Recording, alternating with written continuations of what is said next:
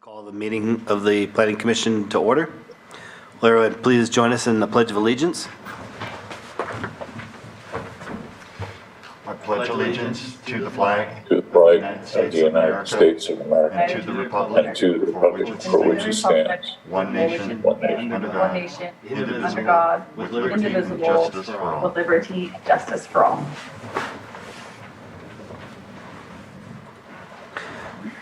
Okay. First item of business is our minutes from the July 9th Planning Commission meeting. Does anybody have any corrections they'd like to make? No, Mr. Chair. No. Okay. I'll entertain a motion to approve the minutes. Mr. Chair, I move that the commission act on the July 9, 2020 Planning Commission meeting minutes. Okay. Is there This a is Bob second? Malley, I second. Thank you. So how are we going to do the vote? Same way we've been doing Always it. roll call, okay. For the Yes, when video record, any, it would be when better. any one commissioner is not physically present and they are remote, then the votes need to be held by roll call. And that'll be true even after the governor's COVID Brown Act waivers are removed. Okay, we all have to do roll call or just the three that are remote? No, a roll call would be for everybody. So if any Okay. one commissioner is not physically in the room, if they are remotely attending, then there would need to be a roll call of every vote. Okay, Commissioner Hess, Yes. Commissioner Malley, I think you called me, yes. Commissioner Brown, I think you need a mic. Commissioner Brown, Yes. Commissioner Price, yes. Yes. Commissioner Sunrum. yes. Okay, motion carries. All right, and I believe we're definitely past our 9:05, so, Citizens input? oh, yeah, do we have any citizens input?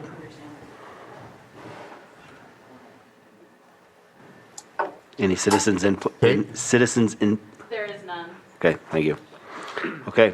I'll go ahead and start. Our next item is a public hearing on the consideration of a major use permit, UP 19-39, and a mitigated negative declaration, IS 19-58. The applicant is Rebecca Herbert, proposing one outdoor commercial cannabis license for 43,560 square feet of canopy area, and two mixed light cannabis licenses for a total of 23,400 square feet canopy area within greenhouses.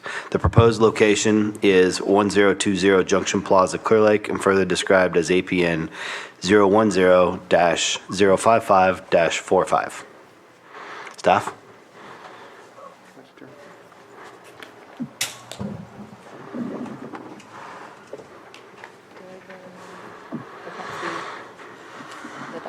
Is it that one? Okay, good morning, Planning Commissioner and everyone else. Where? Good morning, Planning Commissioner and Good morning. The public. So today we are going to discuss Ravenhill Gardens. It is for major use permit UP 1939, grading GR 1914-20, initial study IS 1958, and early activation 1964. The applicant is Rebecca Hebert, and owner of the property is Tim Finley. Okay, so for today's agenda, we will go over the following: permit request, site description, project analysis, and recommendation and conditions.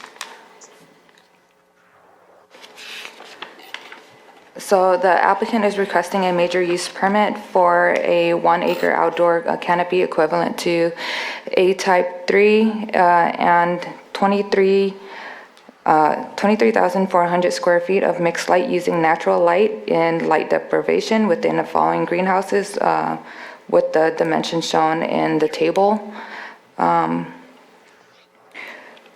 The total cultivation area will include the following structures listed.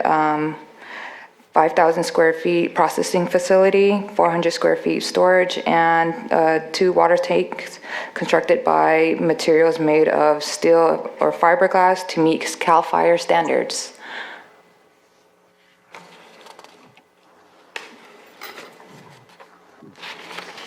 Okay, the 49.51 acre parcel is zoned RL, or rural lands. The parcel is located less than a mile to the east of Highway 53 and north of the city of Clear Lake, as shown in the picture.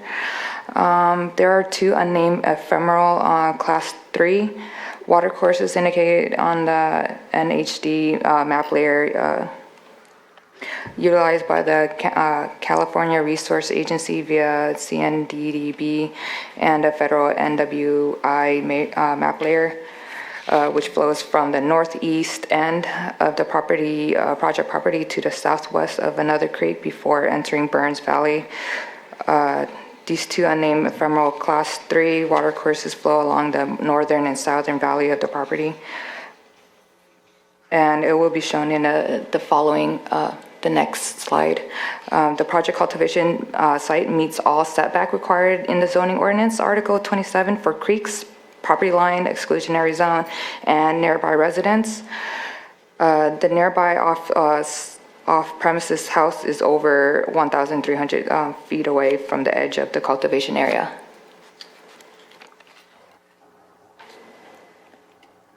Okay, project description. In addition to the list included, includes ancillary facilities such as storage building for fertilizer and pesticides, the 5,000 gallon tank, soil area, compost area, processing facility.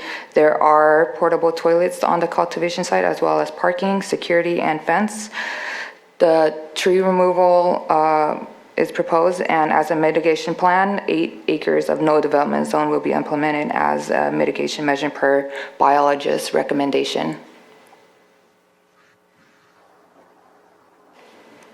So best management plans are implemented on site for sediment erosion control.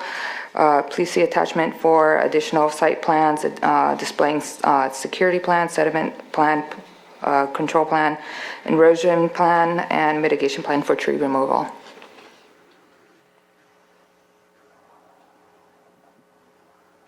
So project analysis, staff review, the project for concurrence with the Lake County General Plan, Shoreline Community Plan, Area Plan, zoning ordinance. The staff determined that this project is consistent with the above, and we'll go over that in the next slide. So Lake County General Plan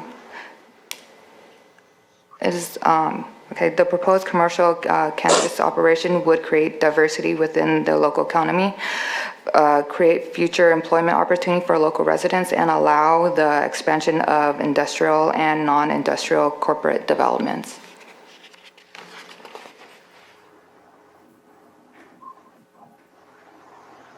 The shoreline, are those things in the way? Those little boxes. Okay, the shoreline community area. There's Mally. Okay, we pretty are going shiny. to return to our meeting, and we apologize for the inconvenience. So we think we have the situation taken care of, and so we will restore and return. Okay, Jake, are you ready? Yep, all ready. Okay, then let's begin. Okay, sorry everybody for the disruption. I'm going to ask the other commissioners if we wish to proceed with the PowerPoint or if you would rather proceed verbally with this item. If the PowerPoint is secure, then that's fine. If not, then just do it verbally. Well, it can't be any more secure Second than... that. If we can try to do it visually for people, I feel like that's a good idea. Okay. If not, verbally if we have to. John? Let's give it a try, and if there's Okay. a problem, we can revert to verbal. All right, let's go ahead and give it a try again. Yeah. Okay. Pick up where we left off, hopefully. The green button again, right? Might take us a minute or two. I can't see. Is it this one? This one? Oops. Did I double clicked on accident? Okay. Okay.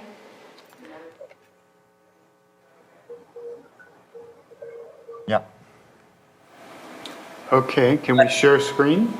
Yeah, that was not the share here. Let me do this real quick, sorry. Oops. All right, you should be good to go. Okay, so it is in conformance with the shoreline community area plan. 3.2.1D, provide assistance to local agriculture community and new large agricultural projects to increase water supplies and implement conservation techniques for the use and reuse of irrigation water. Per zoning, Situate, could you maybe, take off my mask? please? Okay. Per zoning ordinance, it is required that all applicant will need to install a water meter to monitor water usage and also provide an estimated water calculation for their particular grow.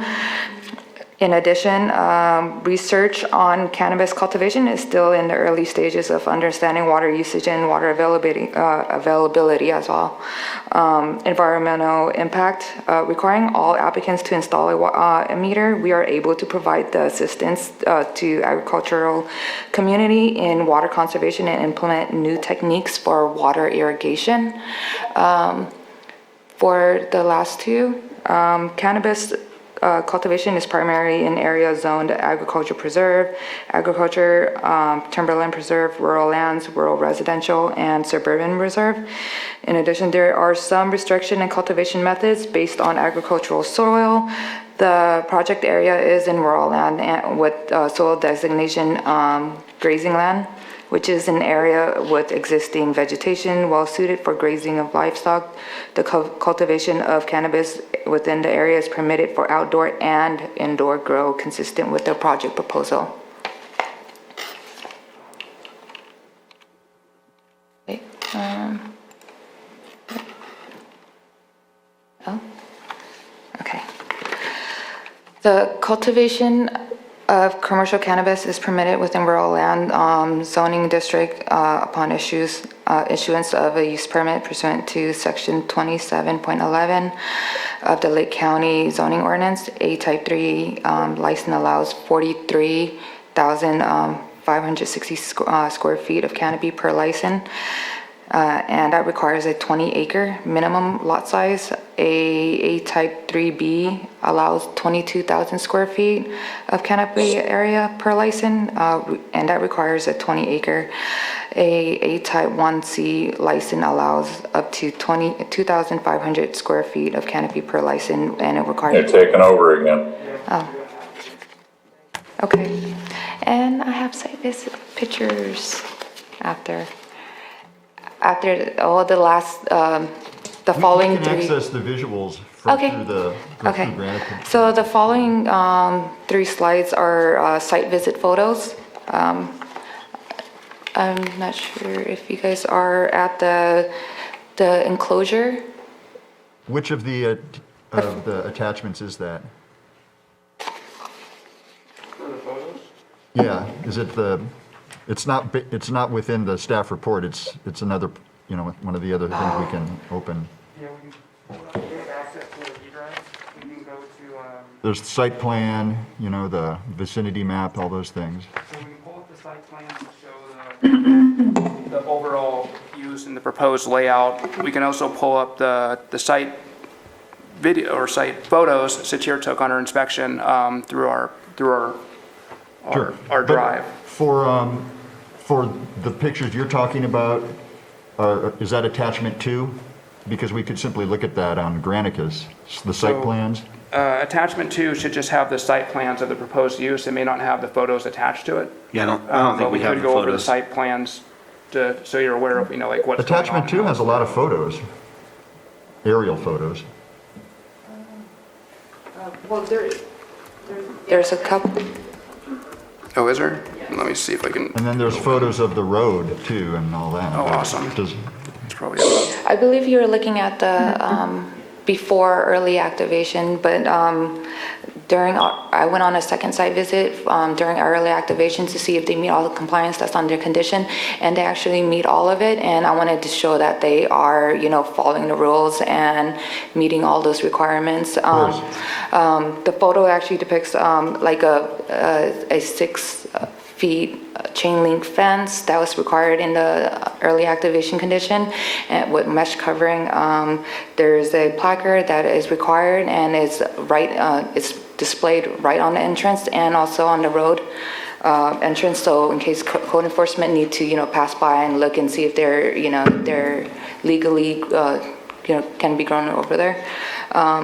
Another picture that is on the PowerPoint includes them adding a bunch of BMP, having any exposed area that are covered, will be covered, that have a covering on it to, prevent any erosion, and there's straw wattles around almost all cultivation area to prevent any sediment runoffs. The third photo is actually a water meter install, which was required for, also included in the condition. So that's in there, and that was it for the early activation condition. for photo, you mean photographs? Yeah, for the photos. So for the CEQA, the recommendation, the major use submitted by Raven Hill is recommended to be categorized as mitigated negative declaration, as staff has determined that all impacts can be mitigated and reduced to less than significant. The project was analyzed in accordance with all federal, state, and local agency requirements. And the project meets all the major use permit findings, no impacts to surrounding neighbors, project shape adequately sized, street and highway can accommodate project, adequate public and private service to project conformance, and no known violation of county code. The proposed use, let's see.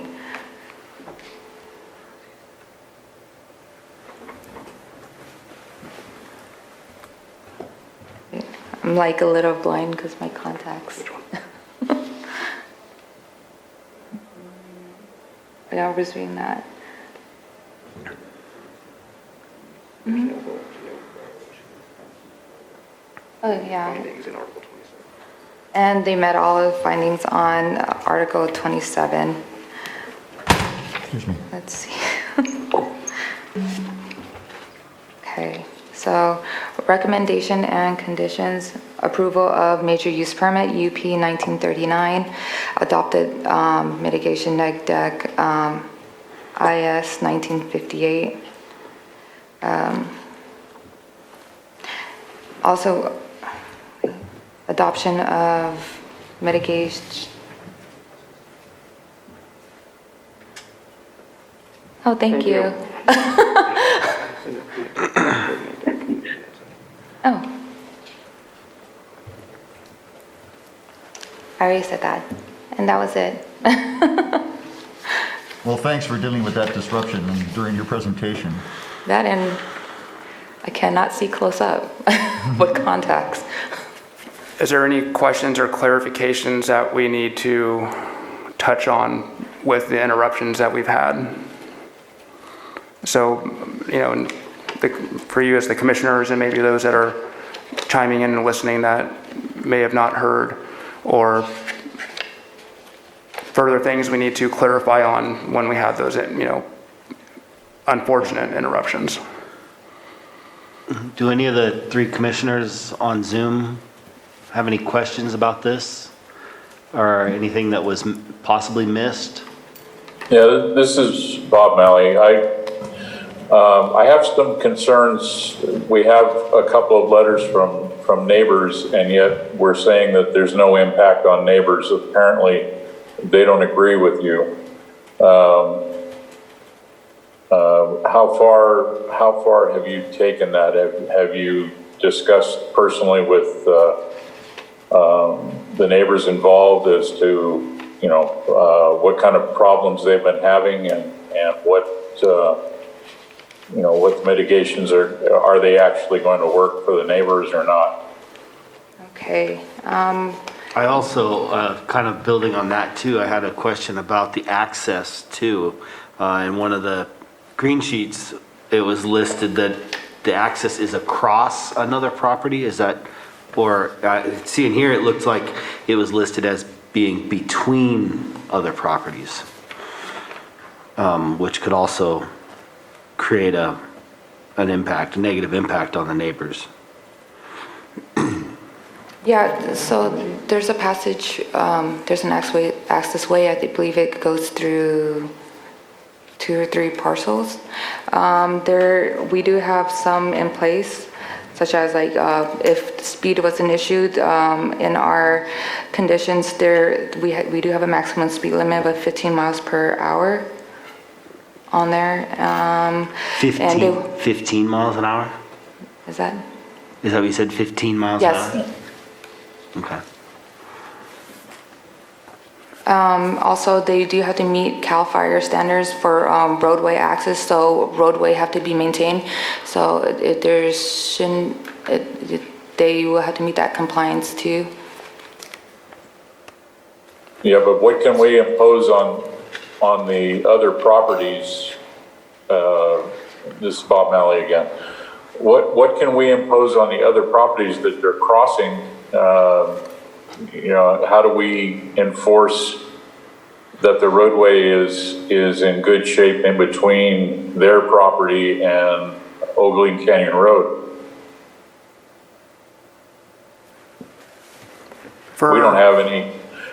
I'm sorry, Mark, but we don't have any ability to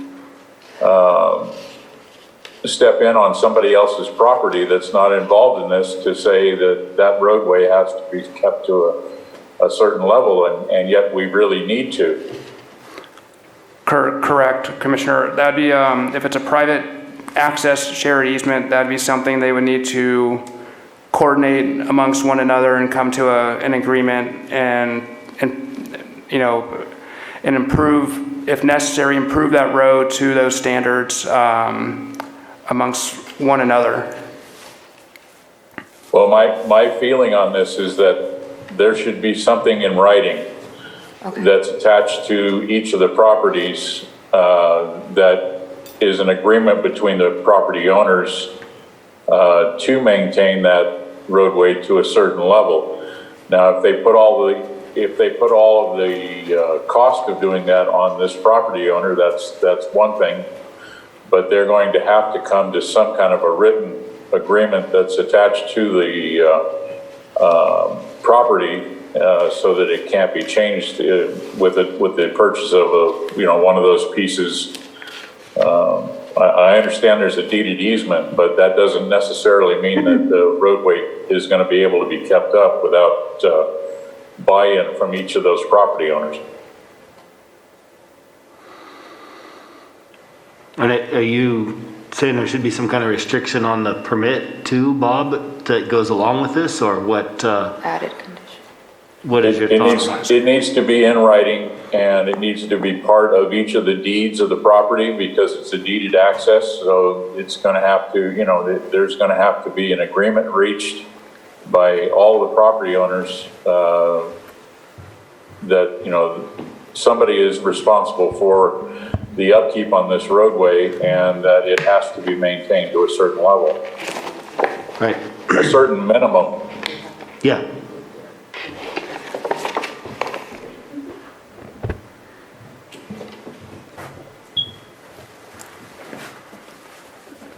So we could create a condition saying like prior to the use permit being operative, vested, or effective, or prior to operation that a agreement shall be submitted to our department or an improvement agreement, for something that they would agree upon and need to submit to our to our department to ensure that private access easement can meet all those standards.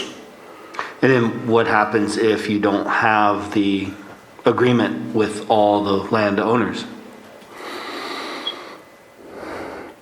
Is this permit null and void, or? It could potentially impact the project. Okay. Perhaps there, during public comment, we'll hear from a neighbor or the applicant. Maybe they can address that point in public comment. I support what Commissioner O'Malley is saying, and it's possible we'll learn more during that public input.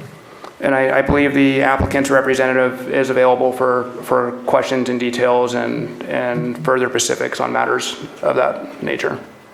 Okay, I also had another question, Mr. Chair, if I might. Go ahead, Bob. Mark,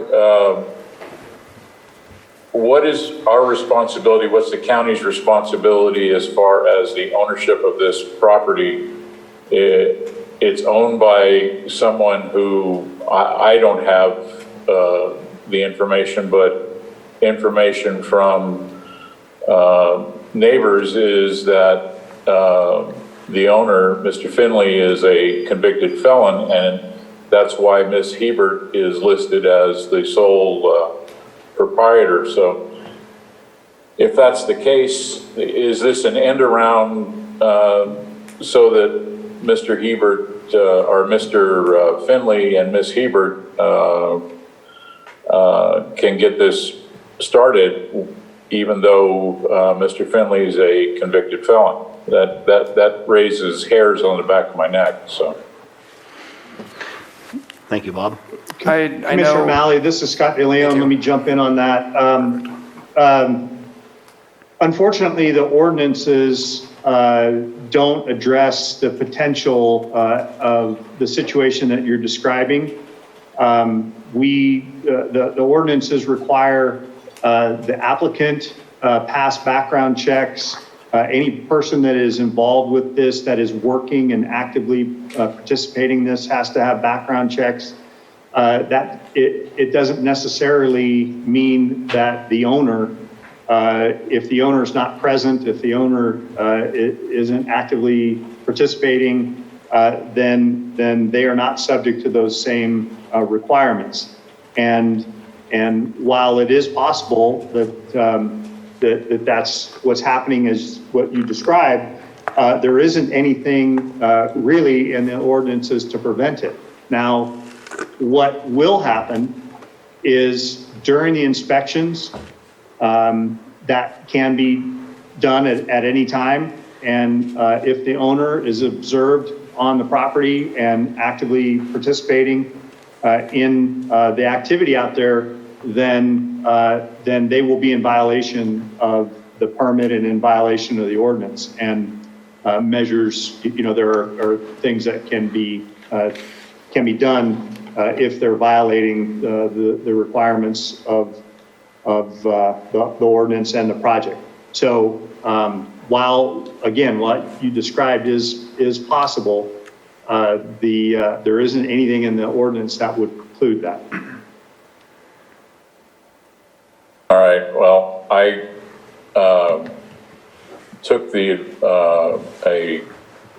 some time and went on Facebook, and there's a picture of Mr. Finley and Miss Hebert together in Hawaii last year. So I assume that they're living closely together and that they are a couple. So, this raises the issue of,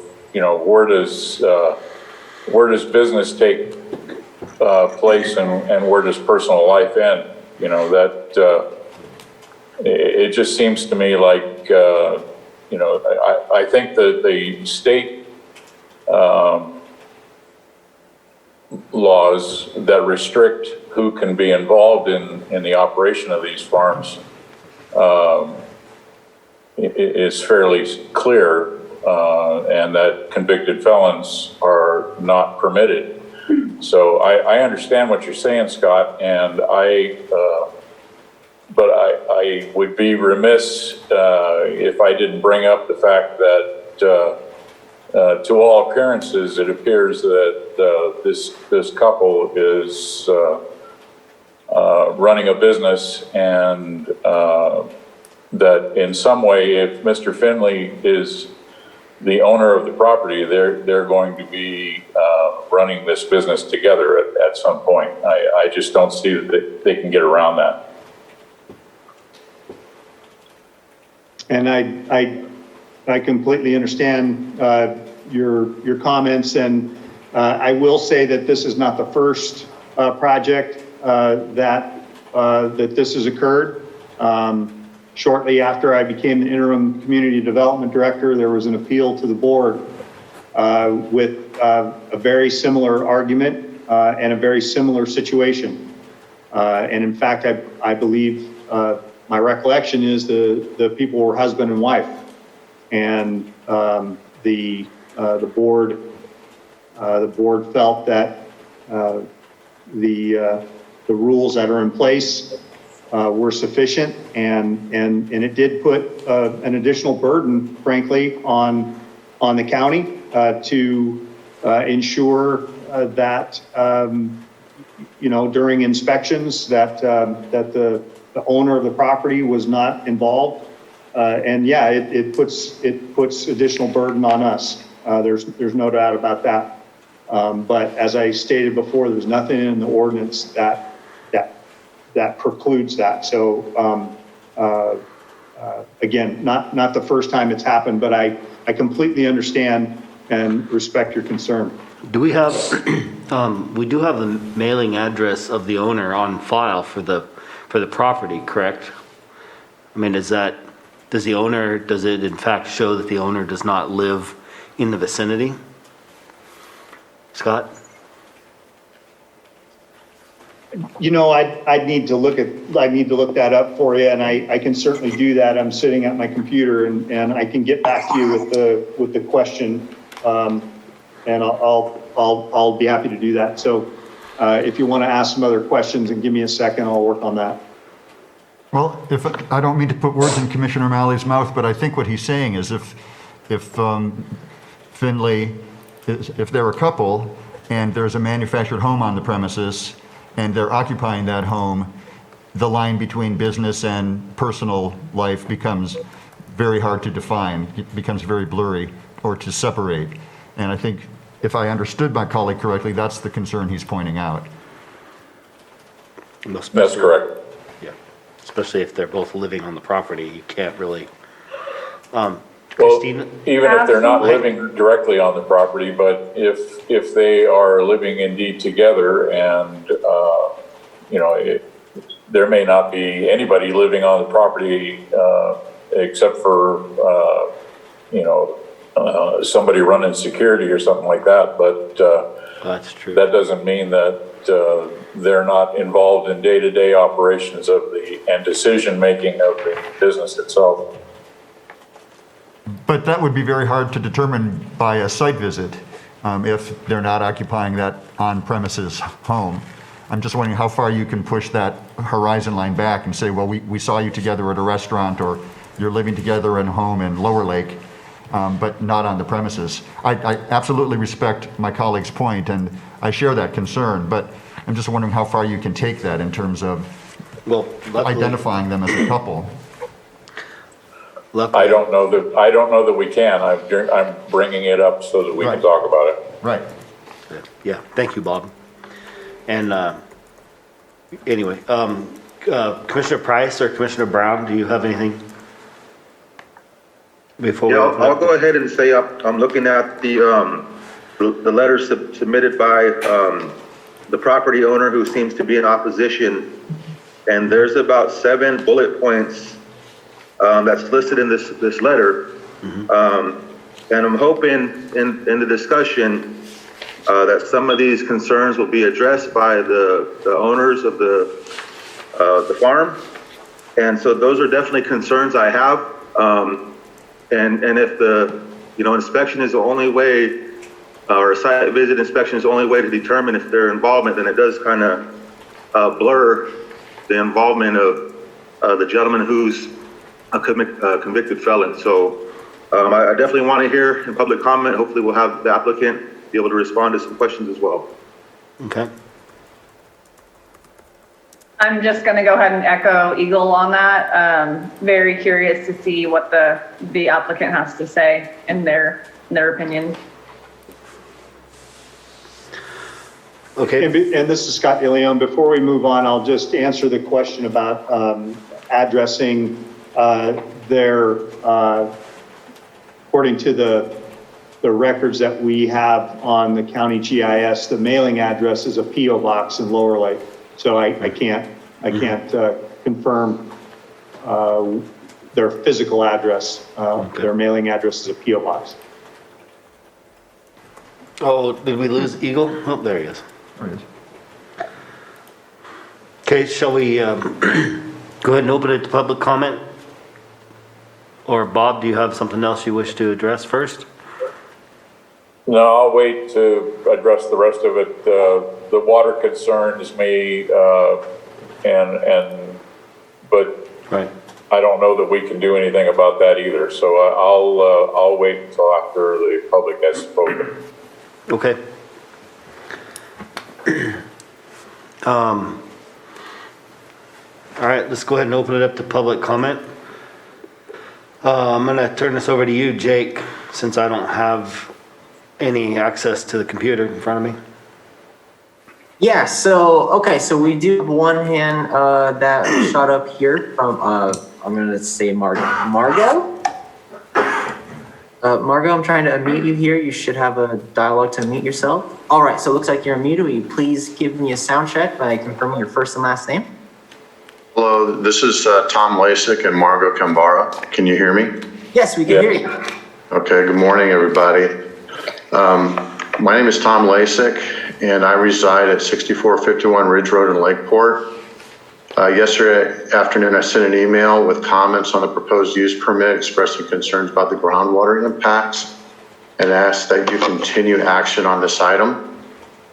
As I mentioned in the email, I only learned about the project yesterday, so I was unable to comment previously, but I will note that the same concerns I raised were raised to you in April in the comments from the California Department of Food and Agriculture, as well as the neighborhood property owner.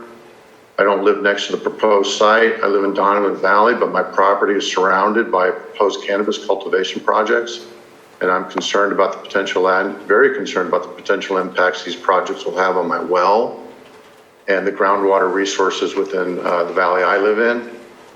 In June, I communicated those concerns about the groundwater impacts and the county's cannabis cultivation ordinance to Mr. De Leon, and particularly the fact the ordinance does not provide any concrete protections for groundwater or groundwater users with wells near cannabis cultivation sites.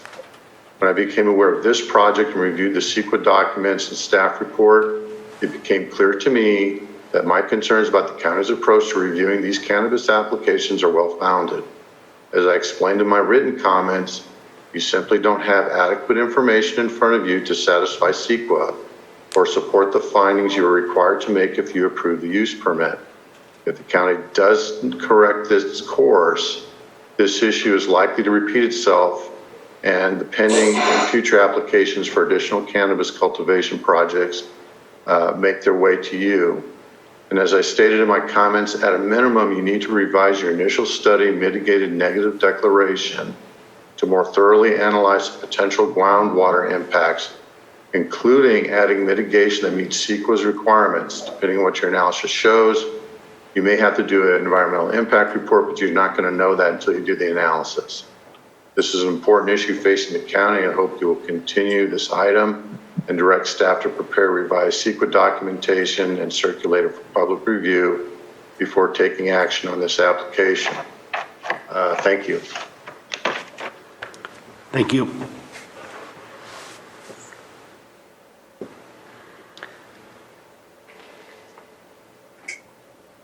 That's all. Excuse me. Do we have any other public comment, or do any of the commissioners have any questions pertaining to this comment? I do have another hand up here. Okay, let's go ahead, Jake. All right. The next hand up is from Rebecca Hebert. Rebecca, I sent you an unmute request. All right, looks like you're unmuted. Will you please confirm your first and last name for me? My first name is Rebecca and my last name is Hebert. Thank you. We got you.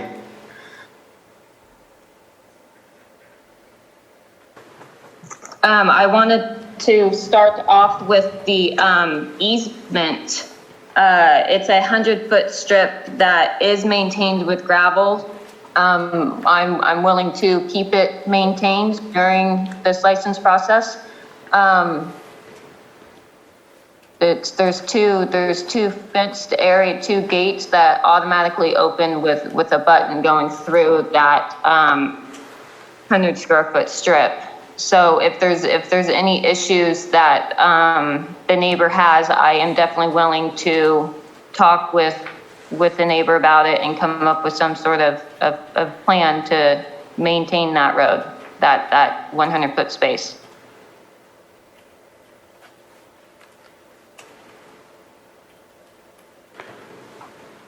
Ms. Ebert, this is Commissioner Hess.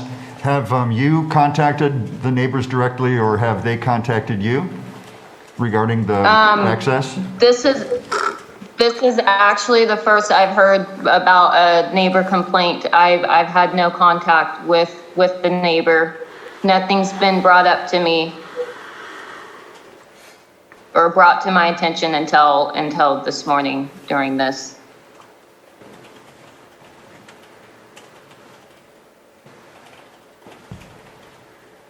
Okay, do you have any other comments?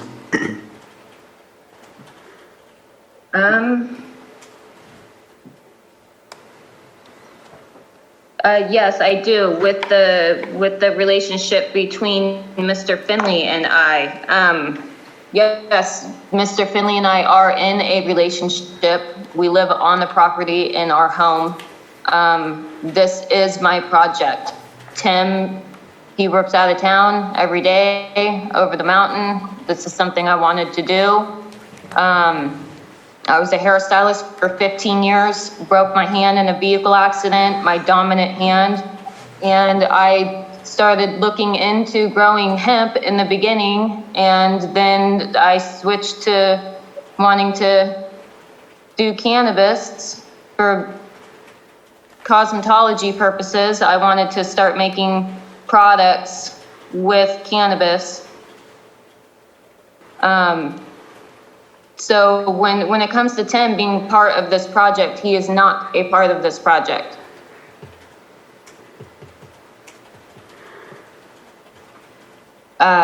Tim is a licensed contractor who works, like I said, over the mountain in St. Helena, Napa area.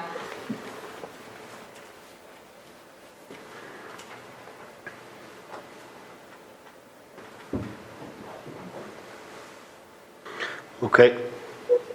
Do you have any other comments, or we may actually ask you some questions?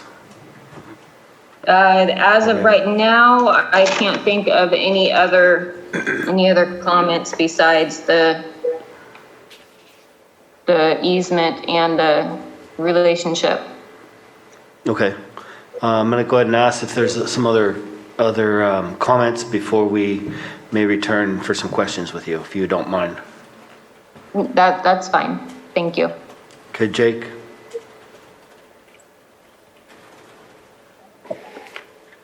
So,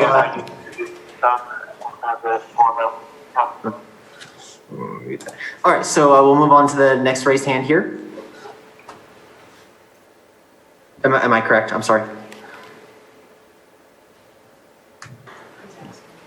Yeah, go ahead, Jake. I'm sorry.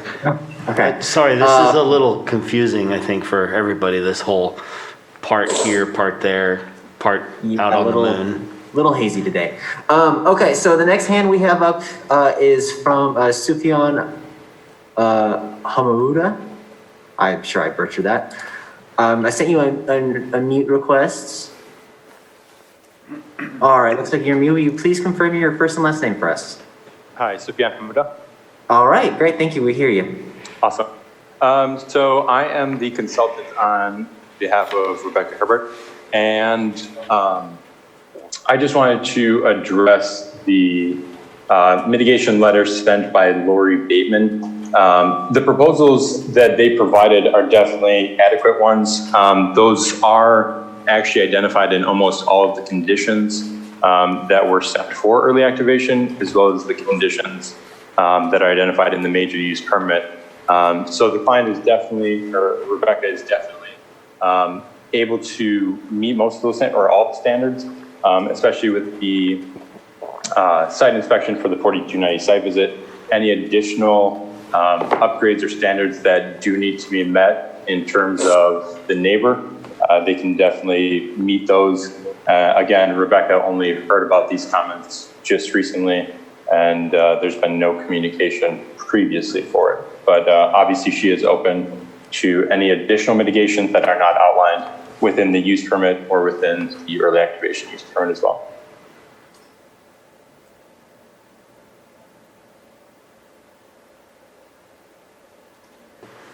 Okay. And you said you're the representative, or you're the consultant, correct? Okay. Yes, that is correct. Okay. Again, we may ask you some questions afterwards. Let me get to the other comments here. Not a problem. So Jake, we have some other ones perhaps? All right, so that was the last hand we have raised. Okay. Okay, I'll ask one more time if there's any other public comment. Mr. Chair, I'll just observe that there doesn't appear to be anyone here in the chambers wishing to speak. Thank you, John. Since everyone else can't see that, I suppose. Right. Okay. Jake, no one else appears to be making any move, correct? That is correct. There's only one other person in the room too that hasn't commented. Okay. All right, I'll go ahead and close public comment and bring it back to the board. And if anybody has any questions they'd like to ask either the applicant or the consultant, or any other issues any other questions or... Mr. Chair? Yes, go ahead, John. I do have a question for Ms. Hebert, and it's regarding the access and maintenance of that access road. Are you saying that you're prepared to bear all of those costs, assuming that there are no objections, legal or otherwise, from the neighbors? Yes, absolutely. I'm willing to do that. Thank you. And I always have. So, anything that needs to be done, I'm willing to do.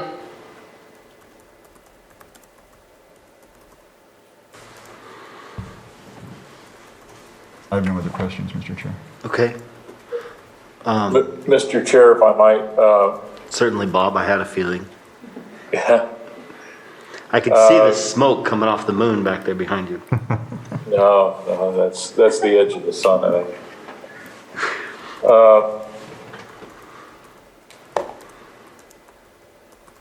Trying to figure out how I'm gonna word this, but, so to Ms. Hebert, this letter from Lori Bateman that your representative or your consultant submitted to the planning department, is Lori Bateman one of your neighbors?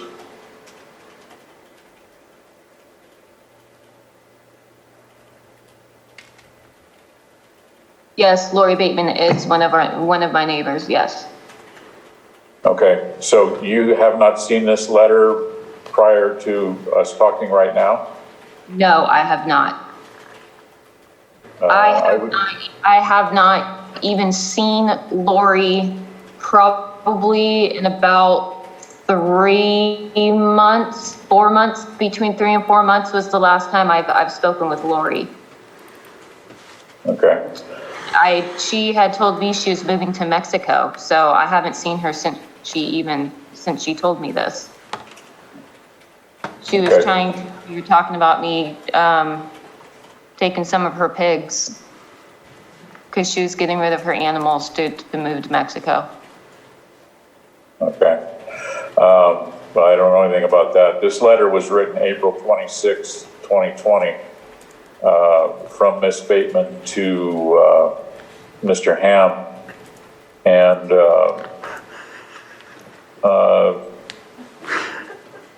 it goes in quite a bit of detail about, and they did have some back and forth. And another letter that's not dated apparently. I will, I'm sorry, Bob, I just have to interject for just a second, but Miss Ham is our staff. Oh, okay, all right. Sorry. Okay, so it was not to, so has your consultant seen this that you know of? Or he's online, I guess he can answer. My consultant is online. Yeah.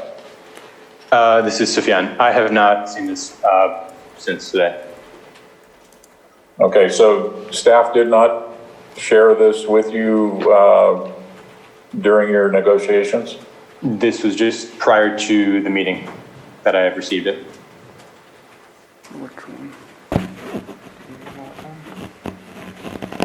Hang on, we have a discussion going here, Bob. Lori has my cell phone number. So if she would have said anything or brought up any issue, I would have dealt with it right then and there. That's just how I am. I don't want any neighbors to feel out of place with anything going on or her easement being destroyed, or, we're maintaining it. We've put in, like I said, we've put in electrical security gates. We fixed some holes in the fences that, livestock was getting in to our property for a little while there. We've fixed all that so they couldn't get in anymore.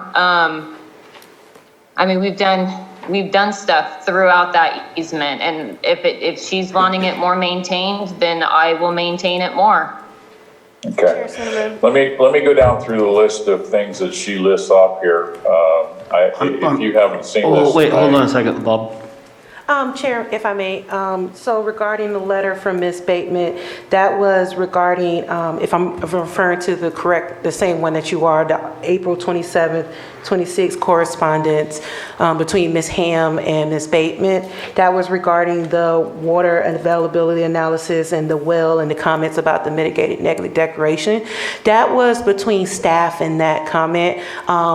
If I recall correctly, we have to publicly notice when we are intending to do a mitigated negative declaration. So that was what lifted up this concern. And Ms. Ham responded back to Ms. Bateman, and it was appropriate for Ms. Ham to take these concerns and incorporate them with the mitigated negative declaration and the other CEQA process when we went back before the state. Is that helpful? Well, actually, it's what Bob's- helpful, but there's also secondly, there's a 3-page letter from Ms. Bateman to the County of Lake Planning Division, to Ms. Ham. And It's in attachment 4. it lists a load of bullet points, starting with security and safety of livestock. Install guards and proper gates to prevent the loss, injury, and liability of my livestock, and to have full use of my property for grazing. Then it goes on to dust control and road maintenance. Install dust-free compacted gravel and have the road paved, and have speed limits to control the impact of dust and road maintenance. Goes into water usage, monitor water usage. don't think that, I think that's been addressed. She talks about fire safety, odor control. She's worried about being stuck in between two. Apparently, there's another piece of property on the other side of her property. So she's going to be sandwiched in between two marijuana farms, and she's worried about the odor. And there's a very extensive property management plan that addresses a majority of these concerns. We have the 4290 roadway standards that addresses the fire safety. We have the odor control management, which is part of the property management plan. There's going to be the 6-foot fence. We can ask if the applicant will be willing to make it a security type fence with maybe some security meshing. Would that be helpful? Well, I don't know. Am I don't have understanding these your concerns. questions? I'm The sorry. property owner does, so.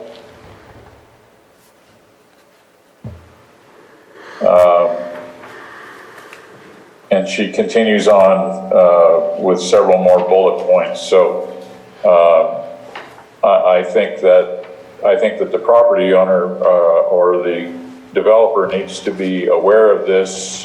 And she also complains about people coming onto her property from, I assume she's talking about the property next door.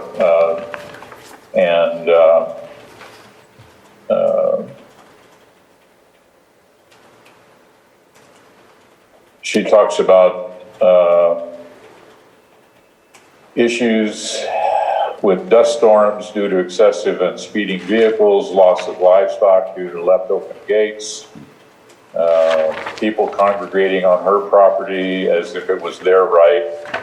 I've already had to temporarily move my goats due to excessive traffic through this section that caused the ground to sink, and the goats can now crawl under, apparently, the fence to get out.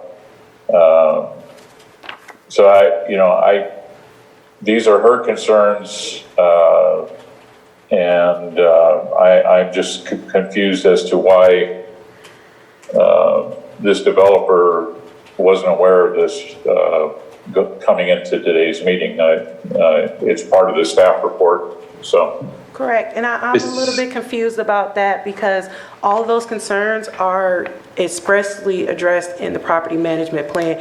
And I believe staff shared that with the developer in developing the property management plan or reviewing it. So I was just a little confused about the timing of it. This is Sufyan. Oh, sorry. Yes, go ahead. So this is Sufyan, the consultant. I'd be more than happy to go through each one of these bullet points and address them. Again, they are outlined within the property management plan, and through the use permit process, we do have to identify how we are going to mitigate each one of these. Again, I could go through each one of these specifically with how this project is going to mitigate or meet each of these, if you'd like me to. Well, I've read your management plan, and that's why I thought you guys had already read this letter, because it does follow the letter pretty well. But you're telling me that neither one of you has seen this letter. So either you were given a copy of the letter and you were aware of it, or you weren't, and you're psychic, and all of your management plans follow the letter. So that is correct. I mean, the Article 27 of the Lake County Ordinance identifies all of these in order to mitigate them for a cannabis project. So we do identify those ahead of time prior to me receiving or even knowing of this letter. So they are, all these are met due to the Article 27 identifying them in order to meet the standards. They do say in the property management plan that you are planning a 20-foot wide access driveway. So how are you planning on doing a 20-foot wide access across somebody else's property? I suppose you have their, I take it from the letter, you don't have permission to implement a 20-foot wide access. Correct. Sorry, who's speaking? Yeah, no, go ahead. Nope. The 4290 access applies to the roadway of the property. So they have already upgraded that and met those conditions. I'm blanking on the exact site visit date, but those were already signed off by the building department. They don't actually require the rest of the easement, but as Rebecca mentioned, she'd be more than happy to upgrade the rest of it, which is, I believe, roughly around 100 feet of driveway. But the easement is for 12 feet, is that not correct? I believe the easement is 16 feet. Okay. Well, then you can't upgrade it to 20 unless you go through and have the easement rewritten, so. The easement is on the books for 20 feet. It's Okay. it is a 20-foot easement. All right, I didn't see that written anywhere, so. Yeah, I have we have county paper stating that.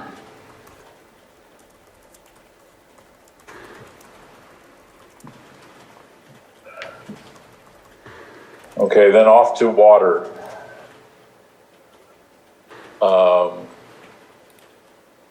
And I know that the county does not have any way to, or does not have a ruling that allows them to set certain amounts of water usage for different properties. But you are required to put a meter on the well, is the way I understand it. You're required under the state water board, is that correct? That's correct. Yes. As water resources. That is correct. I have a meter on my well and I take water readings daily. I keep a log every day. At the end of the day, I write in my log. But to what end? Who checks your meter readings? I do. No. I understand you write them down, but from what agency does someone come out there and physically say, I need copies of your water readings so that we know how much you've used? I do not have an agency coming out and taking those readings. There was nothing stating that I needed to have an agency come out and take water readings off my well.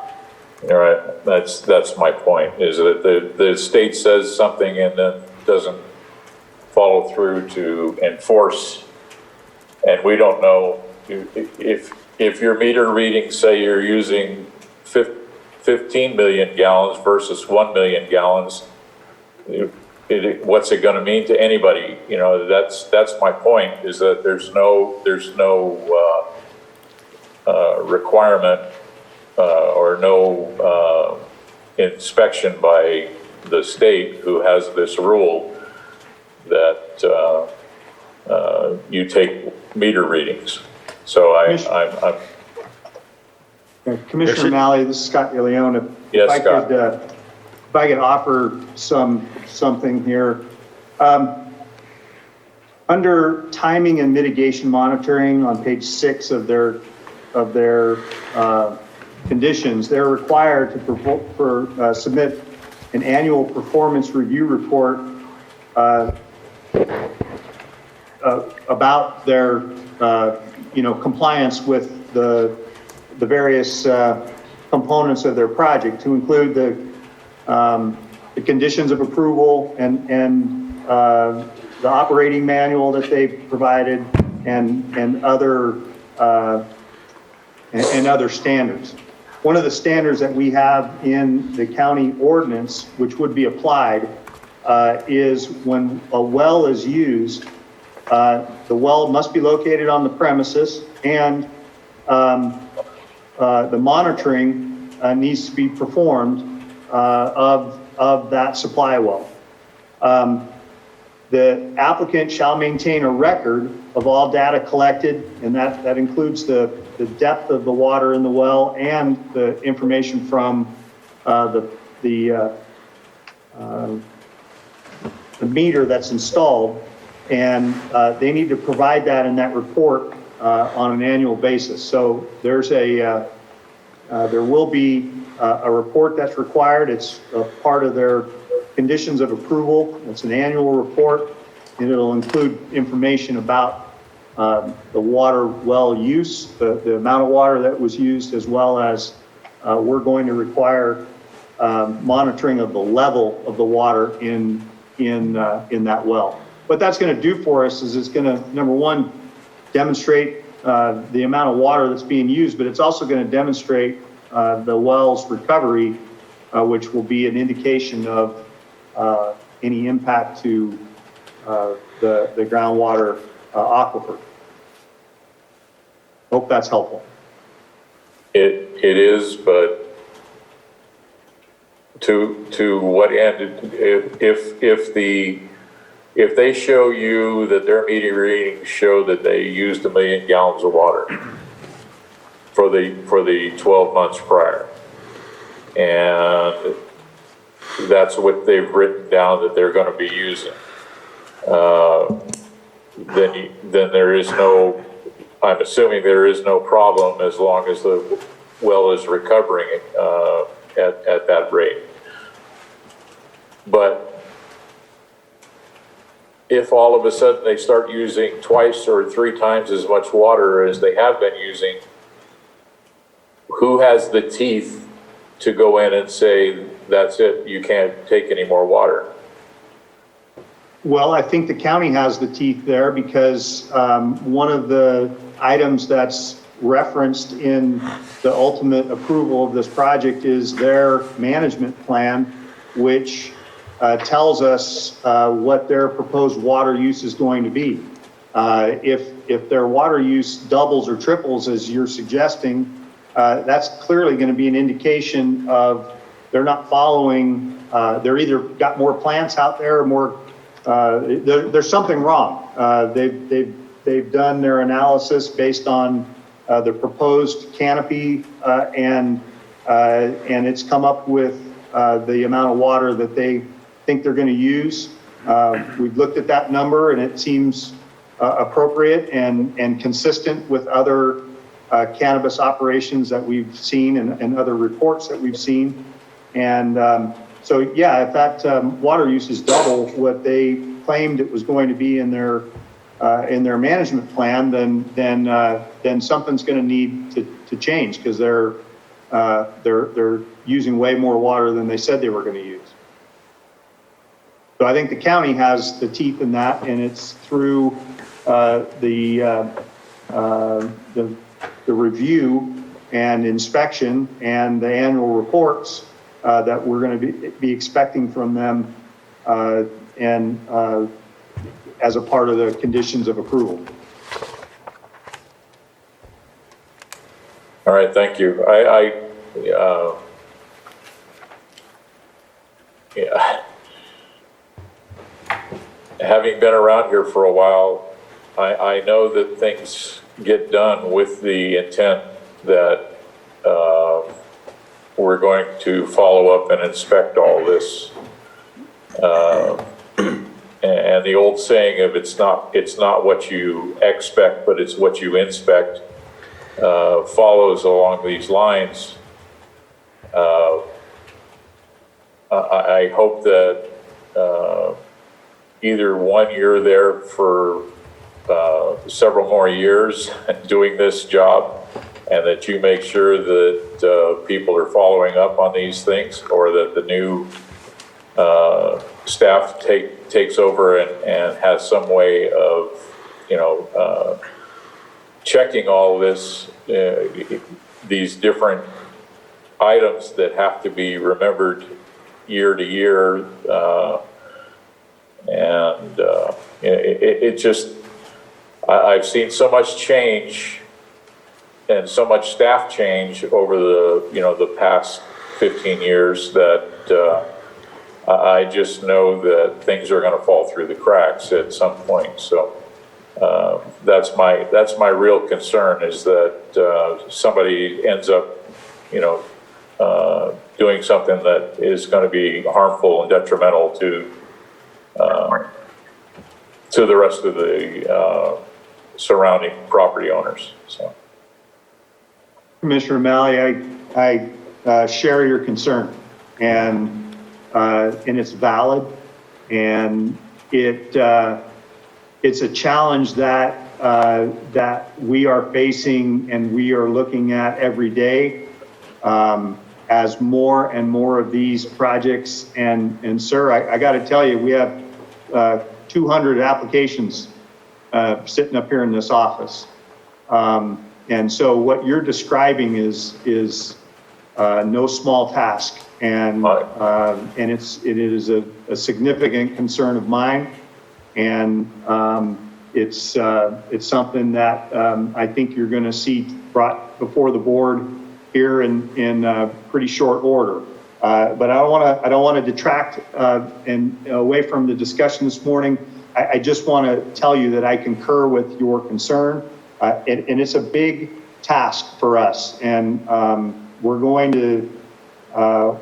to create a process that will maintain the monitoring of these applicants and these projects that we approve. I'm reminded that we do and we are right now conducting our annual inspections of permitted grows, where we've got staff in the field probably as we speak, inspecting projects. So I'm very aware of the requirement to monitor and the requirement to inspect, and we're taking it very seriously. So, but I do share your concern. I appreciate it this morning. Thank you, Scott. I know you're doing the best you can do with what you got, but we need to give you a little more. Well, I appreciate that. We're, you haven't seen my proposed budget, but there's some folks that, yeah, if I get my way, we're going to be heading in the right direction. So thank you. All right. Mr. Chair, I don't think I have anything else other than the letter that was submitted yesterday that the gentleman just spoke to. I would ask staff to just tell us why his points are either valid or not valid as far as not following CEQA, or whether it's his statement or concerns are valid or not valid. So whoever feels that they can answer those questions, I would like to hear from them. So I'll cover some of the questions that I am able to. In regards to the comments received from the CDFA and their comments on various portions of the CEQA document, whether it be hydrology, noise, there are also recommendations, but some of their concerns as well is also covered in conditions of approval already. For example,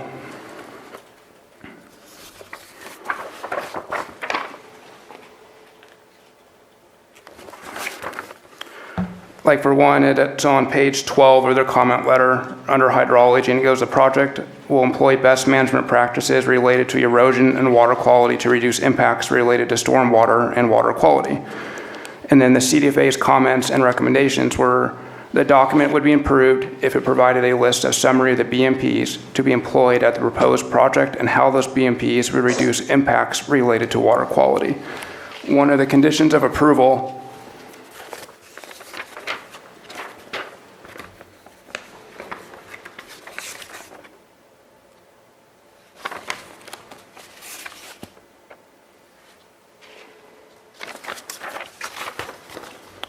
under section F, it's on page 4 of 7, it's geology, soils, and mitigation measures. So it's item number 1, it briefly goes over, 500 cubic yards of soil removed, a grading permit shall be required, but then it also goes into the project shall incorporate best management practices to the maximum extent practical to prevent reduced discharge of all construction or post-construction pollutants into the county storm drainage systems. BMPs typically include scheduling of activities, erosion and sediment control, operation and maintenance procedures, and other measures in accordance with Chapter 29 and 30 of the Lake County Code, which Chapter 29, I believe, is stormwater management, and Chapter 30 is the grading ordinance.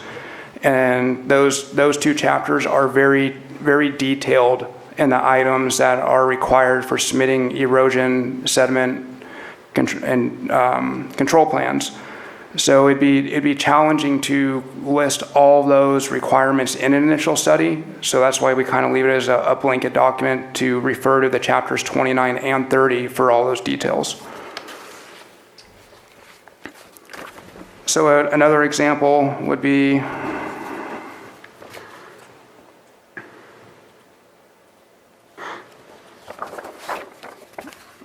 where to go? I believe it's under hazardous waste materials, and there's some other comments in here where they need to obtain like all the applicable permits through various agencies. And we do have conditions in there where they do have to obtain all the necessary permits, whether it be from air quality or other agencies. I believe it is under general conditions.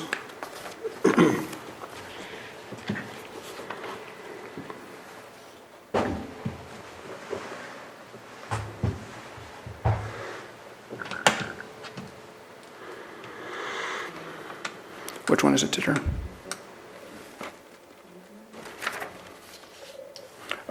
For number 6, under general, it says all necessary permits shall be obtained from the applicable federal, state, and county agencies having jurisdiction over this project prior to this use permit having any force or effect, including but not limited to Department of Cannabis Control, Department of Food and Agricultural, Department of Pesticide Regulations, Department of Fish and Wildlife, State Water Resource Control Board, Board of Forestry and Fire Protection, which is CAL FIRE, Central Valley or North Coast Regional Water Quality Control Board, and Department of Public Health and Department of Consumer Affairs. And he does have some very, valid points, but a majority of them are covered throughout the conditions of approval. And we are working on and coordinating with the various agencies on covering all these aspects for all projects that we process. And then let me go through his comment letter to make sure I'm covering everything else. And Mark, I'll go ahead and, we talked about water, and there's some comments in the letter that, I think that we've addressed with respect to the monitoring and the work that needs to be done by the applicant and documented in an annual report for measurement of any effects to the groundwater basin. The letter is correct that there's no, and he recognizes something in the staff report that there's no depletion threshold established. And in his earlier testimony this morning, I think he acknowledged that, as I recall, and rose a bigger issue, and that is the issue of the existing cannabis ordinance not having a threshold requirement. And while I don't necessarily disagree with that comment, for the purposes of looking at this particular project, using the documents and the ordinances and the codes that we have, I believe that the analysis that we've performed is in accordance with that. And until such time that the ordinance is revised to make that analysis more significant, I think again, what we've done is we've looked at it in accordance with the existing ordinance, and it complies with that. The ordinance requires that the property have legal water and sufficient water, and the applicant's representative's report says that they have adequate water and they propose storage and all those types of things. But again, there needs to be a monitoring component, and there will be, that we will be looking at as part of the annual report. So I hope that answers the question with respect to the question whether we've complied with CEQA.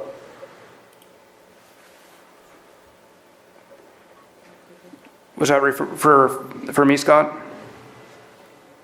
No, that was my statement to Commissioner Malley, and I'm hopeful again that what we've done, the work that we've done by basing it on the existing ordinance and with the monitoring component of the conditions of approval, that we've met the test for CEQA, and that commissioners are satisfied with that. And again, to recap, I don't necessarily disagree with the comments that were made earlier, but in order to increase the threshold of the review, we're going to need to change the ordinance. And I don't think that, that's clearly not what's in front of the Planning Commission today.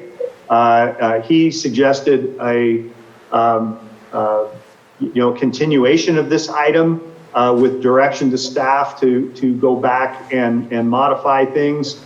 It would require modification of the ordinance, and again,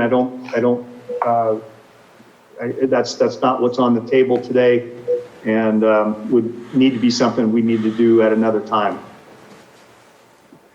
And I agree. I don't think that's not our job today. Our job today is to get this decision made on this use permit. But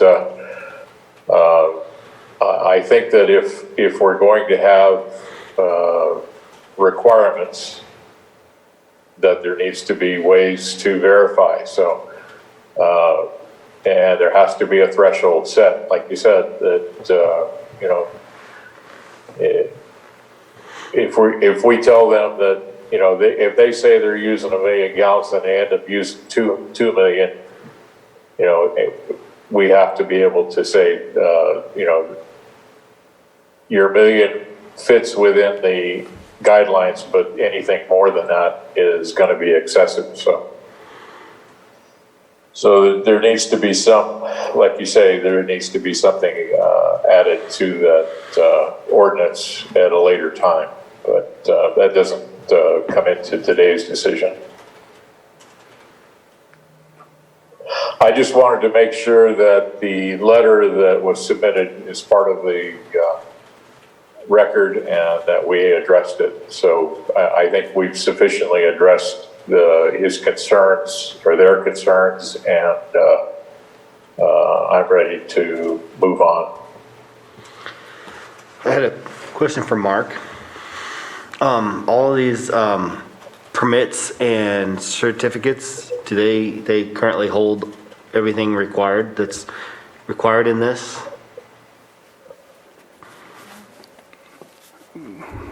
I'll refer this one to Satir and Helper. It's clarifying that they passed everything like the background check. They have all provisional licenses, and they're in the system with the state to obtain all necessary permits. Yes.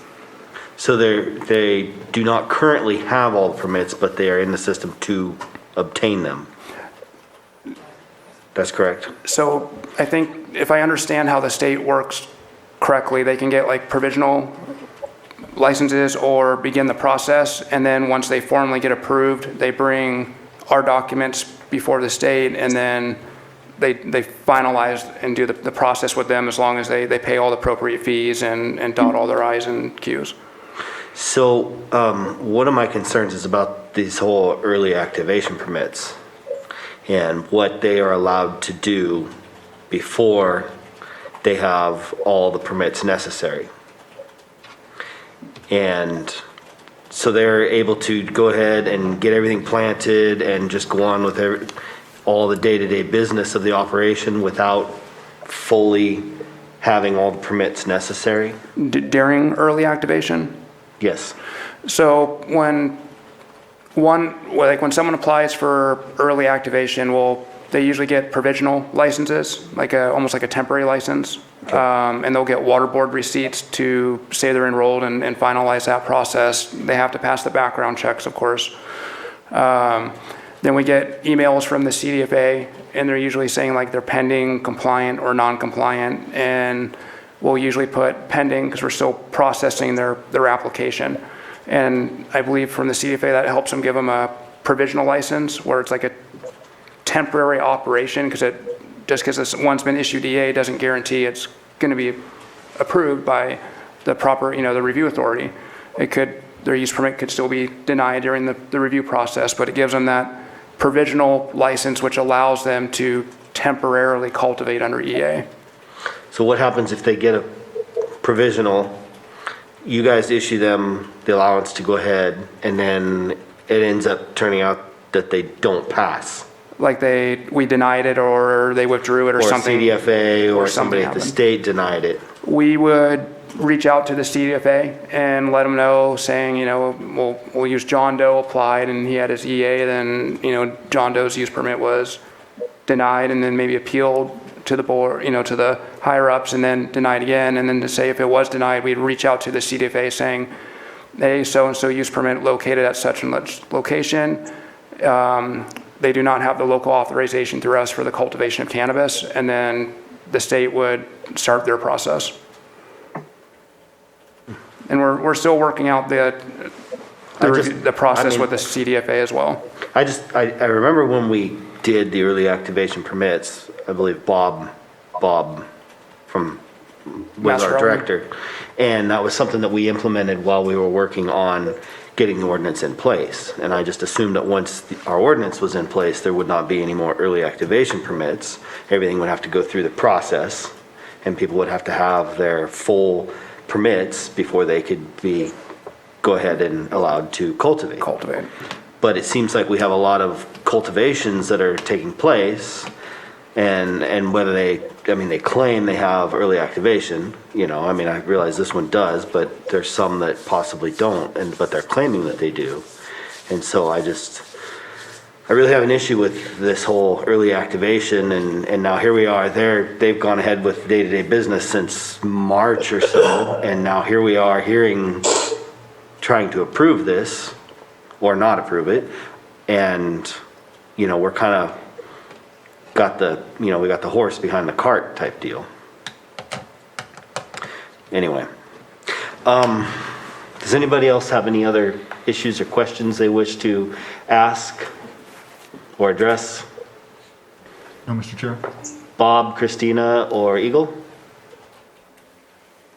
You can just shake your heads no. Mr. Chair, it's Christina. Go ahead, Christina. Mark, can you clarify if the early activations, what fees are they incurring for early activation? Like what do they have to pay to get that?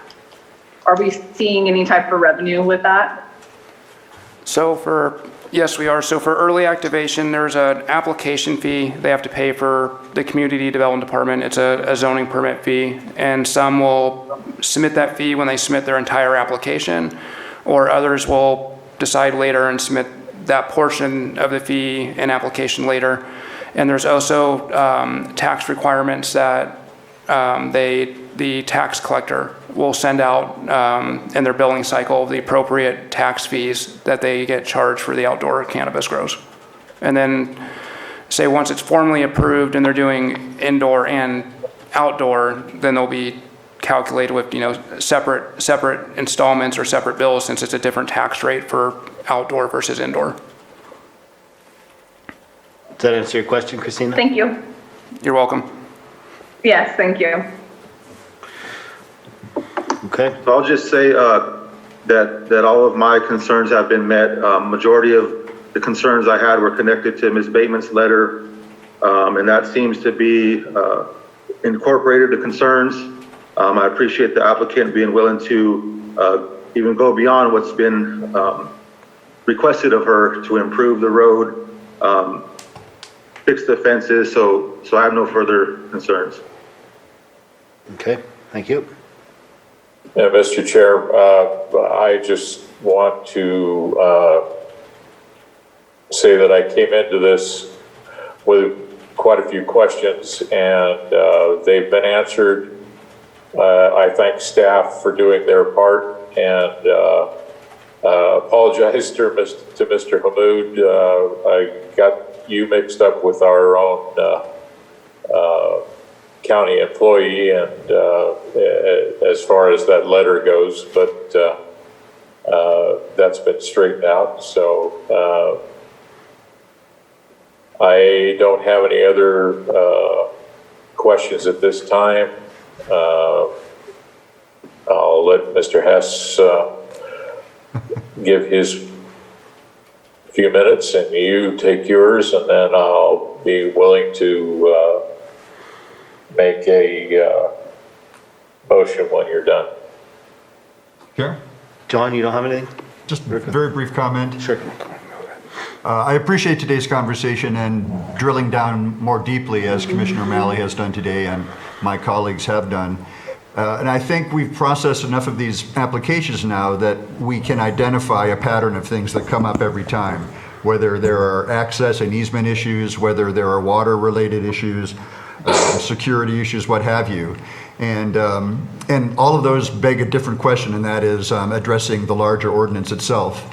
And there is an annual review for the Board of Supervisors to take those quick kinds of questions up, and I think we have now identified several things that could use further clarification in the larger ordinance. And otherwise, I had my questions answered adequately today as well regarding this specific application. Okay. Thank you, actually. John, I mirror some of your same concerns, or kind of the same comments you had about the fact that it appears that we do need to address this ordinance and some of the issues that we continually face on these projects. So hopefully when it does go to the board, those will be brought forward, and we'll see what happens with that. So anyway, I guess if anyone wishes to entertain a motion. Mr. Chair, if I might, this is Bob Malley.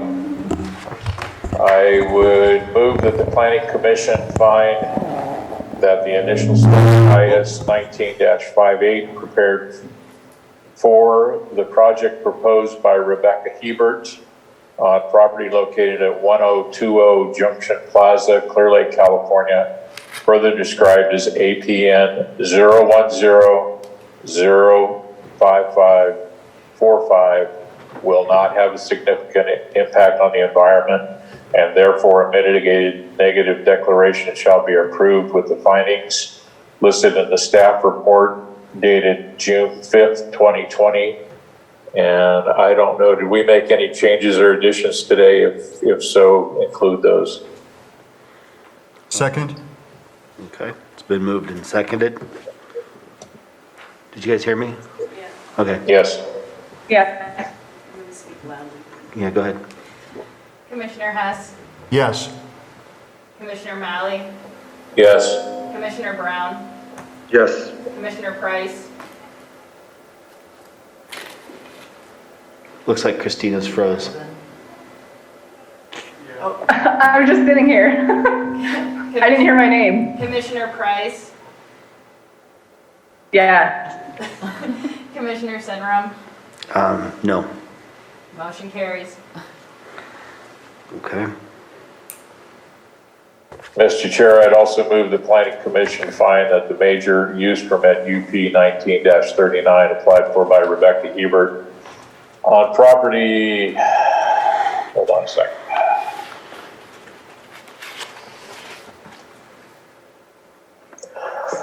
On property located at 1020 Junction Plaza, Clear Lake, California, further described as APN 010-055-45, does meet the requirements of section 51.4 of the Lake County zoning ordinance, and a major use permit be granted subject to the conditions and with the findings listed in the staff report dated June 5th, 2020. And it's modified today, if modified. I'll second. Okay. Thank you, John. Seconded. Commissioner Hess, Yes. Commissioner Malley, Yes. Commissioner Brown, Yes. Commissioner Price, Yes. Commissioner Sunrum. No. Motion carries. Okay, I'd like to remind that the applicant or any interested person is reminded that the zoning ordinance provides for a 7 calendar day appeal period, If there is disagreement with the Planning Commission, an appeal to the Board of Supervisors may be filed. The appropriate forms and applicable fee must be submitted prior to 5 p.m. on or before the 7th calendar day following the Commission's final determination. Okay. All right. That concludes that item. Does anybody have any untimed staff update? Office news? Chair, I do Well, not. Can we? Yeah, can go we- ahead, Takara. Can we give a view of our audience here, if anyone wants to see it? Anyway, go ahead.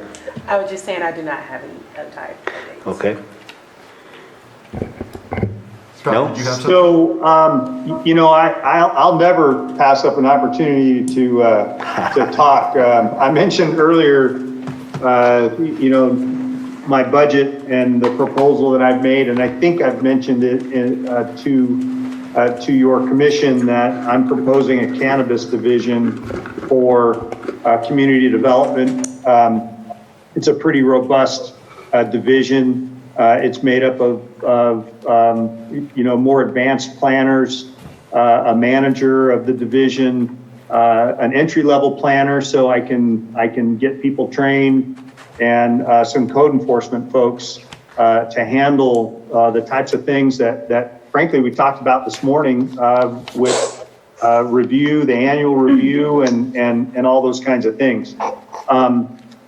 We have, and I'm not exaggerating. As of this month, we have 200 or nearly 200 applications that we're trying to process. Frankly, we're really struggling trying to get these done. You can imagine with that type of workload and the challenges, these land use projects are not simple.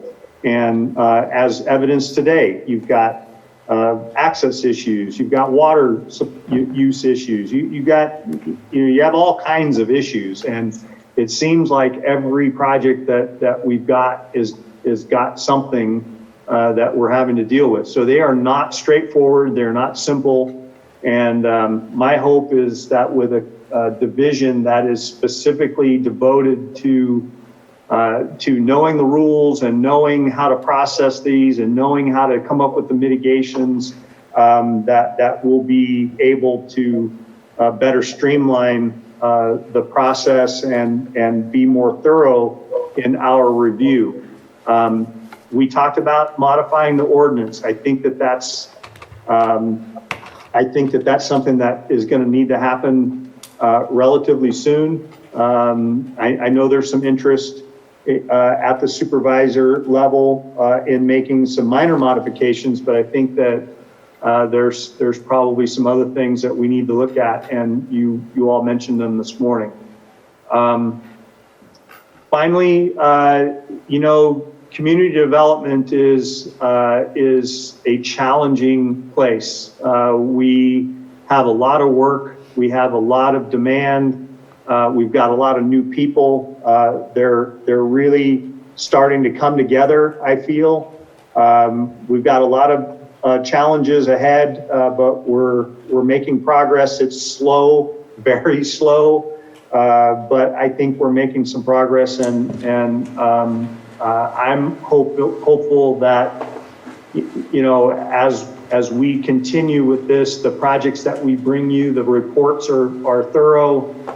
There's always going to be disagreement, but we want our projects to be thoroughly reviewed and consistent and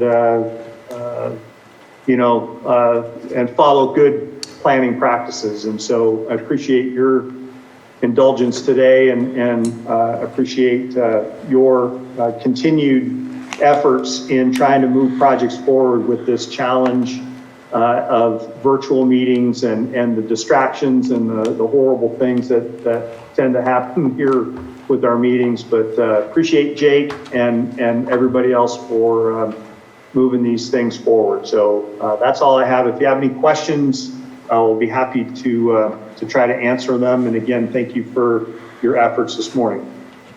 I do have, Scott, I would like to see if you have any kind of updates that you could inform us on any of the progress that's being made on, rebuilding issues from any of the fires, or, any other progress that's going on besides just this one topic.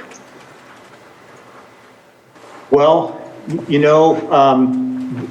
unfortunately, this one topic is about 80% of our work. But I will talk about the Glenrock project was recently approved by the board. Imagine you all watched that, or at least are familiar with that.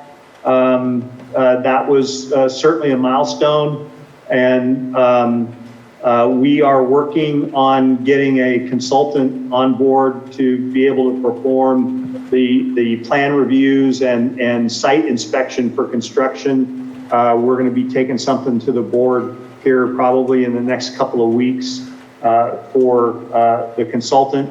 Those costs, by the way, will be paid for by the applicant, but they agreed.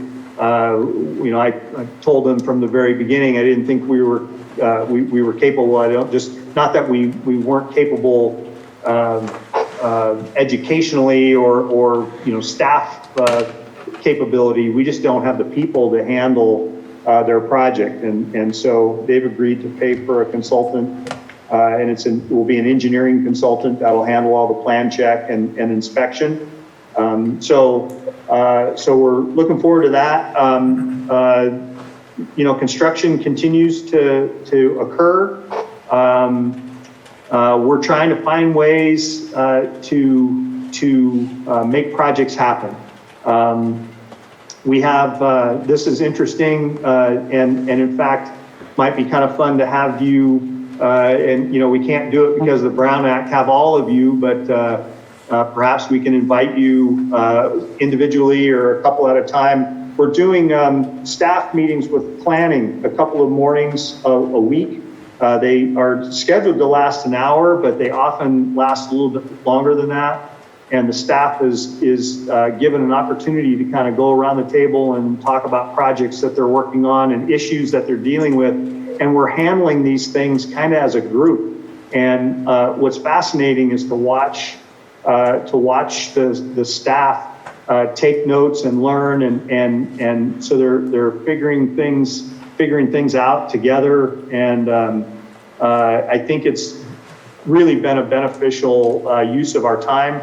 Mark and Tokara and I are typically there, and it's a great opportunity for me to kind of help steer them in the direction that I want us thinking, and that is find ways to say yes. And I think they're getting a lot out of it. I think it's, again, one of the more beneficial things we've done with our staff, and pretty excited about that. And it'd be fun for you all to see some of the stuff that they do there. Other than that, if you have any other questions, I hope that answered your question. No, that's good. Thank you. Chairman Sunrum? No, that was good. Thank you, Scott. It's good to hear there is other stuff. Mr. Chair, if I might. Go ahead, Christina. 1 second. Scott, what was the day of those staff meetings that you guys have? So we do those Monday morning from 8 to 9 and Wednesday mornings from 8 to 9. Kate Thank has you. offered that she could send us like an invite, and maybe we could respond as if to any of us would like to attend. That sounds great. Sure. Okay. Thank you. If I may, this is Nicole. Yes. There may be Brown Act issues with attending staff meetings, so we would have to plan for that carefully. Okay. If it's just one of us at a time, or? Well, if you remember our Brown Act introduction and a number of meetings ago, one at a time could still lead to the creation of a meeting through sort of a daisy chain effect, especially if you're discussing planning items that may come before you, and it may essentially influence your decision if you're participating or at least watching or sitting in on discussions from staff. Right, good point. Okay, perhaps maybe that's not a good idea then. On one hand, Well, it is, then on the just other know hand, maybe that, not. just know that we're conducting these. It is a great opportunity for our younger staff to bounce ideas and talk about the issues and some of the hurdles that they're facing with their projects. And again, we're getting a lot out of that, and I think it's been a great investment of time. And we're doing it a couple of times a week. So I certainly don't want to run afoul with the Brown Act or get myself in any more trouble with the county council than I already am. So. Okay. Rather than let that issue go, I'd like to understand if there is a clear and direct violation of the Brown Act by our sitting in or listening in on such a meeting. And if there is no clear prohibition, I think that's something worth pursuing. I can certainly look into how the rules apply in these circumstances and how it's been handled if it's been done before in the county, or Thanks, any Nicole. county. Yes. I don't have an immediate answer for you right now. I course. just know that there is a risk because you would be sitting in potentially on a discussion about an item that would come before you, and that could potentially influence your decisions. And if, for example, a handful of you, one or two of you showed up to sit in on a meeting and an item was discussed, and then a number of you joined another meeting and that same item was discussed, you would potentially have created a meeting. We'll just make sure you're there with us. I don't think my presence would waive the Brown Act in any way, but. Well, and documentation. I think perhaps one of the things we need to do is invite Nicole to one of our meetings, and she can view the nature of our discussions, and I think that might be helpful as well. So That might be a way we'll to figure start. something out. Yeah. Yeah. No, I'm certainly interested if I can participate, or if I can sit in on one, I would love to. So, me too. If we can work something out, Nicole, then please do so. I'll see what I can find as far as how if at all, how it could be done. Okay. Thank you. Well, if the meetings were not on the same topic and the same topic wasn't discussed and there were just no more than two members of the commission, I don't see how that would be a violation. But if they touched on the same issue in multiple meetings and each of us attended different meetings, that would be a serial meeting. So. Yeah. Well, plus if they're discussing any of the upcoming projects too, I think that's probably Nicole's biggest concern, right, Nicole? Well, anything staff discusses would be an upcoming project. It's just a matter of timing. Oh, there you go. We can drill down. Okay. Please look into it. Let's leave it I will. there. Okay, anybody have anything else? Stop getting us in trouble. Yeah. Go ahead. Yeah. Whoop, hang on. Christina, are you raising your hand or? No? Okay, Mark had something, I think. Yeah, just to, is my speaker on? There he goes. Just to add on to what Scott was saying, how we're getting ready to do the annual cannabis inspection. So we're definitely doing that and gearing up to do all the ones that have been previously approved. A few meetings back, we discussed about bringing those inspection reports before you as a commission to review them with us. When we do that, how would you like that brought before you? Do you want us to perform our analysis and then schedule like a discussion item and just kind of briefly go over the concerns or issues that we may be having or concerns that you may be having with regards to what's been approved, just so we can prep for that and gather the necessary information we have prior to scheduling that meeting? Mr. Chair? Yeah, go ahead, John. As I recall, when this came up before, the commission concluded that we didn't want to just get a report here and a report there, rather everything on a flash drive or something like Group that. them. Right. So I'm wondering how much we should, because we were doing like, Right. I think there's well over 20 we're gonna be doing. So how many groups should we do? Do you want them like all of them at once, or you want to group them at five segments of 5? I mean, for me, and I'll let everyone else weigh in if they feel different, I suppose it would depend on what you find. I would think if there's not a lot of issues, then we could possibly hear more. I don't know if we want to hear each individual one.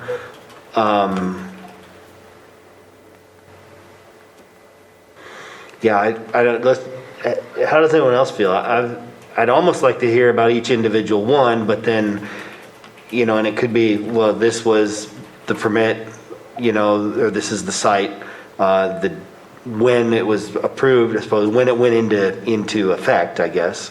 And then if there, just a statement about everything was good, or, and if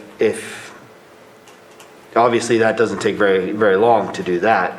But then if there's some issues, then, maybe we'll have to hear fewer of them in a meeting, possibly. Mr. Chair. Go ahead, Bob. Mark, how many are we talking about right now? How many have we passed in the last year and a half, whatever it's been? I think our spreadsheet has approximately 20 to 25, but I need to confirm that. I feel like it's a lot more. I feel like it's closer to 40. Okay. My thought on it would be that the ones that are no problem, that you have inspected and have not shown to be in violation or don't have a problem, or that you would just give us a list of those, and with an address, so that we could recall back to ourselves what we did and where it's at, and then that there's no problem and they're doing what they're supposed to be doing. And then, of course, any violations would come individually or in groups of, whatever you think is manageable to a meeting for us to address. But also something that might come up, possibly, would be that, if an applicant has done something above and beyond, I think that might, hopefully there might be some like that. I don't know. We're going to give them a gold star. Something, well, essentially, honorable mention. This is Nicole, if I may, just for a point of clarification, what is the purpose of these reports as far as the commission's actions? Is it just for the commissioner's information, or are you anticipating some kind of action being taken by the commission at that time? It's since this is like a revolving door with cannabis, and we're still learning and going through the hoops with everything and changing things when needed. It'd be more of a learning process to see how our zoning ordinance is working or potentially not working, or areas that need improvements upon our inspections. And it might help us determine, these areas are great, or we may need to improve in these areas based on the comments we're receiving and based on what we're inspecting or determining that's occurring out in the field. Well, and also these are major use permits, so if there is violations, then there would be actions that would have to be taken on any major use permit that had violations. So Correct, but my question is what action at that moment would be taken by the commission itself, if any? If I could that's the respond, Nicole, my take on this is Commissioner Hess, is that this gives us a sense of following up on the hard work we did in writing the ordinance and processing these applications as they come before us, identifying patterns or problems that consistently come up, or positive things that consistently come up. And that could further inform the work of the Board of Supervisors when it comes to the annual review of the ordinance, and could inform some actions or amendments that they might want to make. So ultimately, it's both for information at certain, at intervals, and then potentially at some point, a recommendation from the commission. Correct. I think so. Okay, thank you. And would all of these, I suppose these are all going to be, have to come up for public comment as well? I Or is there, don't think so. I think it'd because it's a be, non-action item? like, it'd be a non-action item, so we're just here to discuss it. Maybe the public can certainly be involved if they want to express some Well, I mean, concern. they're going to to the city, of listen, course. they'd be able to But, listen yeah. in for sure. But right? there would be no action taken. It would just be more of a discussion item, like a non-timed item, I guess you can say. Okay. And Nicole, you can correct me if I'm, or override me or whatever, but I almost feel that it might be a good idea to accept some public comment, after if we have a block of them that we're reviewing, once the review's been given, maybe open it up to public comment for a brief period to see if the public has any suggestions, or is that? Technically speaking, the public can speak on any item before the commission, within the commission's jurisdiction. And if it's on the agenda, arguably, members of the public who wish to speak can speak on it. We would have to be careful, though, to make sure that we're not treating these as if we're re-evaluating or reapproving or disapproving of a permit as if it were before the commission knew. So it sounds as if what we're doing is we're essentially publicly reviewing permits or evaluating permits and the permit holders' Yeah, it does almost seem success that or way. failure on meeting the conditions of their permit. And we're not, technically speaking, reviewing that permit as if it's to be approved or disapproved by the commission, if that makes sense. Yes. And if I can jump in, this, Scott, this is covered in Chapter 27 of the cannabis ordinance. In annual reports, there's some performance review standards to include bringing it to the Planning Commission. Oh, okay. And there's a number of paragraphs dedicated to that, an annual review with things that they need to identify. And it's largely in line with all the things that you talked about, successes, specific problems, things of that nature. So it is covered in the ordinance and is something that's supposed to happen annually. So then if it's already spelled out for us, then we should be good, correct, Kate? I mean, Nicole?